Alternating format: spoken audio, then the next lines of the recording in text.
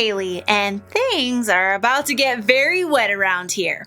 It's time for another summer tradition, the water balloon fight. But before we get to it, I think we should talk about another way you and I can make waves, because what you do today can change the world around you. Usually, to make a wave, you need a body of water, like an ocean or a river. But for the kind of waves we're making, you need things like love and patience and joy. You can change the world with those things. Today, I'm hoping to make a wave of peace. In a water balloon fight, peace is the last thing you want. It's every person for themselves in a war of water, where the most dry person at the end is the victor. But to demonstrate peace today, I'm gonna have a water balloon fight. But I'm not gonna throw a single water balloon. I think that's the best way to... hold on! I was not ready! I wanted to say something first. Okay, if I'm going to demonstrate peace, I have to be...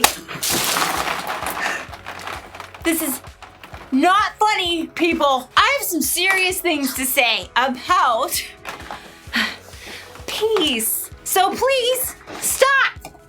Oh. Who threw that? Who threw that? Who threw it?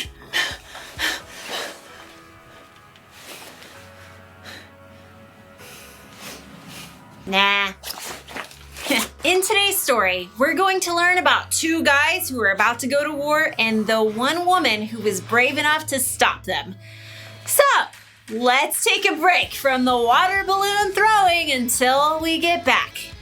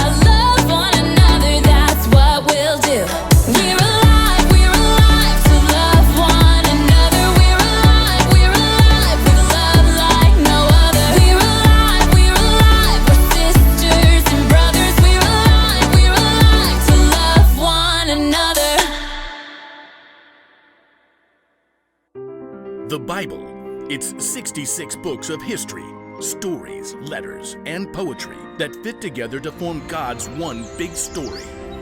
The epic adventure of how He created us and loves us so much that He made a way to rescue us. As we travel through the Bible, from Genesis to Revelation, we discover people who met God, and found their lives changed forever. Now, for an amazing story inspired by the book of 1 Samuel, chapter 25, verses 1 through 35. Near the town of Carmel lived a wealthy man named Nabal.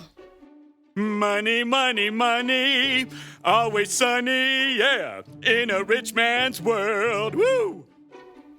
The world was not so sunny for anyone who had to be near Nabal, like his servants. Our boss's picture is right here in the dictionary beside foolish person. See? Nabal was also terribly rude. You, bring me another leg of mutton. What's wrong with this one? It's touching those peas. But you asked for peas. I asked for tea, you blockhead. I shall dump these peas on your noggin. But unlike Nabal, Abigail, his wife, had a clear mind and a wise heart. She kept a close eye on her husband's estate and did her best to keep him from destroying their lives with his quick temper. Tell me, how was the flock this season? Have we lost any sheep to raiders? Not a one, my lady. But last season our sheep were attacked by robbers a dozen times. We've had protection. Protection? How? David and his men have been camping nearby. As long as they've stayed near our flocks, they've kept us and the sheep from any harm. Very good. I've heard some say David will be king in Saul's place. Has Nabal thanked David for his help? Give thanks. Nabal? That was very funny, my lady. I'll consider the matter. Let me know if anything changes. The time for sheep shearing neared, and Nabal ordered a grand party to celebrate. Music, drink, mutton, bread, cakes, raisins. Are you writing this down? Yes, sir. But no peas. No peas. As Nabal ordered the festivities, 10 young men arrived to bring a message from David. That outlaw, what does he want? David says, "May you live long and everything go well for you." Only what I deserve. He says, "I hear that you are clipping the wool off your sheep. When your shepherds were with us, we treated them well. The whole time they were at Carmel, nothing that belonged to them was stolen. Please be kind to my men. Please give us anything you can find for us."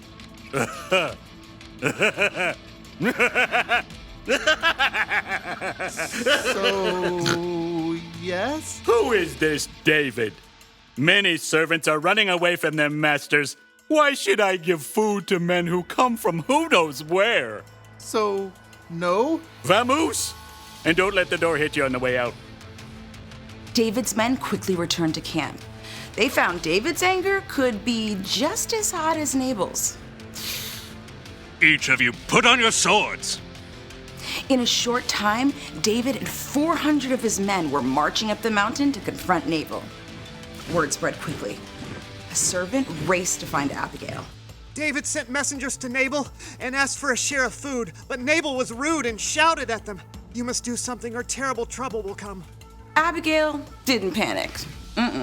She took a deep breath. We have to get ahead of this. Take a list, please. On it. 200 loaves of bread, 200 bottles of wine, 5 sheep, a bushel of grain, 100 raisin cakes, 200 cakes of pressed figs. Any peas? No peas. Save those for Nabal. What else? Load it all on donkeys and start down the mountain. I'll follow. As David and his men quickly climbed the mountain, the caravan of donkeys and gifts made its way down the steep road. David's anger grew as he neared the mountain estate. He gripped his sword tightly. Everything we've done hasn't been worth a thing. I watched over this fellow's property, but he paid me back evil for good. I won't leave one of his men alive. What's this? Donkeys? And looks like food for a feast? At the back of the caravan, Abigail could see David as they met the donkeys. She took a deep breath, hopped off the donkey, and ran forward, throwing herself to the ground at David's feet. Pardon your servant, sir. Please don't pay any attention to that evil man, Nabal. He's always doing foolish things. But now the Lord has kept you from using your own hands to get even. I've brought a gift for you and the men who follow you. Abigail dared to look up. David was watching her closely. The Lord your God will give you a kingdom that will last. That's because you fight the Lord's battles. He'll appoint you ruler over Israel. When that happens, you won't have to worry about how you killed people without any reason. The Lord your God will give you success. When that happens, please remember me. Slowly, David nodded. He removed his hand from the hilt of his sword and reached down to help her up. Give praise to the Lord. He has sent you today to find me.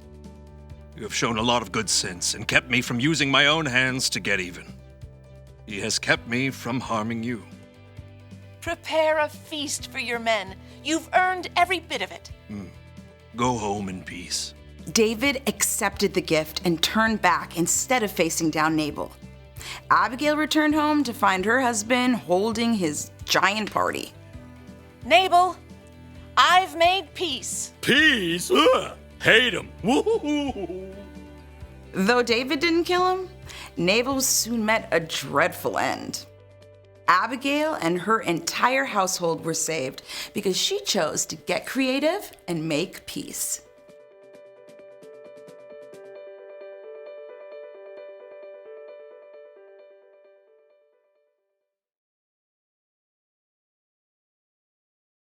David was angry, right? So angry, he was ready to go to war with Nabal.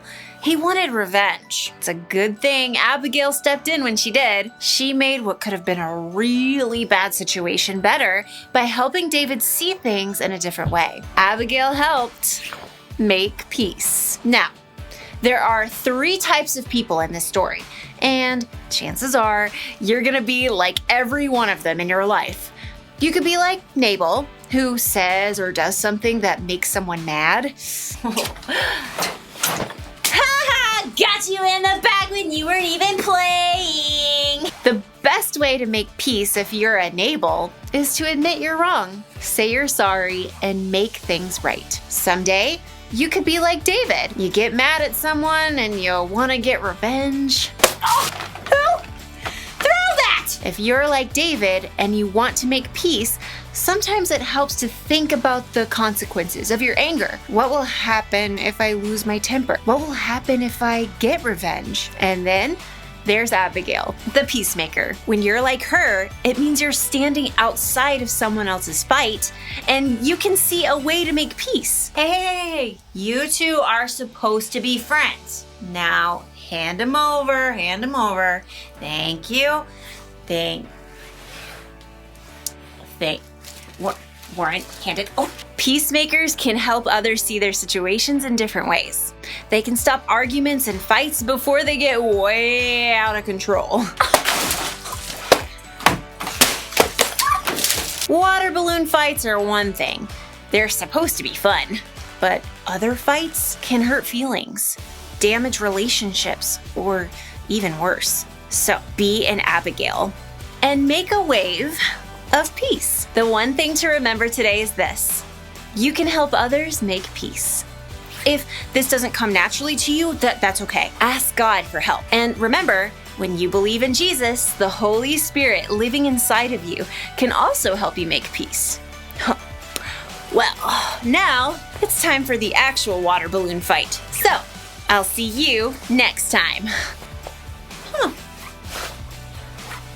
Well, I guess we used up all the balloons. Nope.